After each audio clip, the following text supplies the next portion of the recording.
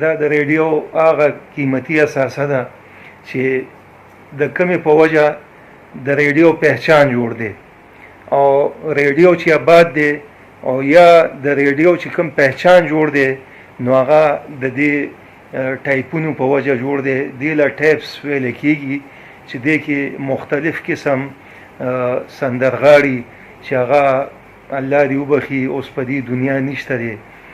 بلکې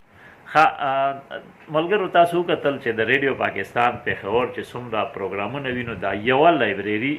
دا مین لایبرري ده او دلته کې د دې نه براډکاسټینګ سټوډیو ته چې کله ځي نو دا سرمایه د دې ځای نه ځي او دا عظیمه سرمایه ده که تاسو ریکارډ ځان لپاره د دې نه د موسیقارانو څوک ملګري وي د هغې د ګلوکارانو ریکارډ اخیستل غواړي نو دې لایبررۍ کې هم د هغې ریکارډ هم شته د اواز په صورت کې د هغې د تصاویرو په صورت کې او د هغې د ټیپ په صورت کې او د هغې کېدای شي په رجسټرو کې بلکې دغه ټیم دا ټول وفات دي چې څومره دا تصویران لګېدلي دي اکه دوکه دوه درې څلور کسان که پکې ژوندي الله دې دوی له صحت ورکړي نو باقي دا ټول وفات دي او دوی له باقاعده مونږ دا د ایسي لګولی دا ایسي به تاسو له ښکاري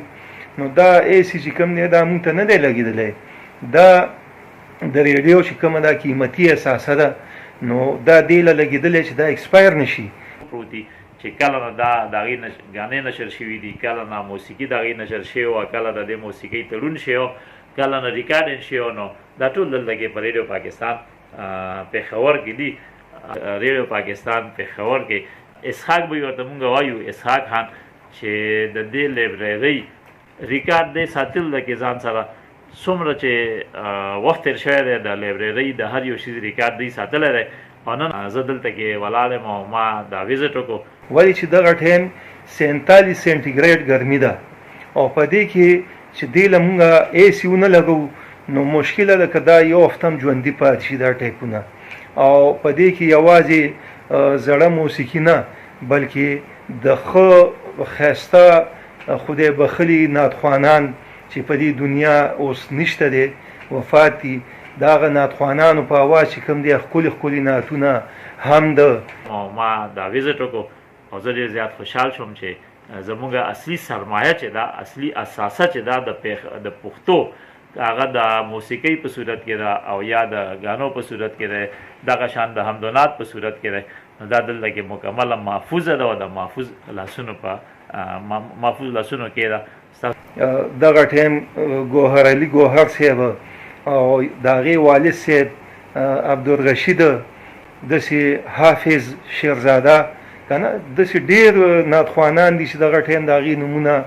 زما په یاد کې نشته دی خو د هغې په اواز نعتونه او سندرغاړي د هغې په اواز چې کوم دی سندرې غزلې چاربیتې او هغې نه علاوه چې کوم دی ملي نغمې که نه هغه ملي نغمې چې کوم به د جنګ په حالاتو کې چې کوم دی د ریډیو پاکستان نه نشر کېدې نو دا یو ډېره قیمتي اثاثه ده او بله دا چې ریډیو که یادېږي نو د دې احساسو په وجه یادېږي که چېرې دا احساسې په ریډیو کې نه وي نو ریډیو خو بیا ریډیو نه وه که نه دا خو باسې بس په نوم به چې کوم دی ریډیو وي باقي خو ریډیو خو چې یادېږي نو د دې احساسې په وجه که چېرې دا احساسه په ریډیو کې نه وي نو نن به د ریډیو نام و نشان هم نه وي که نه چې دا احساسه نه وي او نو دې په اکثر مونږ دا کړکۍ خلاصې کړو چې د دې ایسي یخوالی ورځي او دا ټایپونه چې کوم دی دا یخ پراته یي که دا یخ نشي او دا همداسې ګرم پاتې شي نو دا به ایکسپایر شي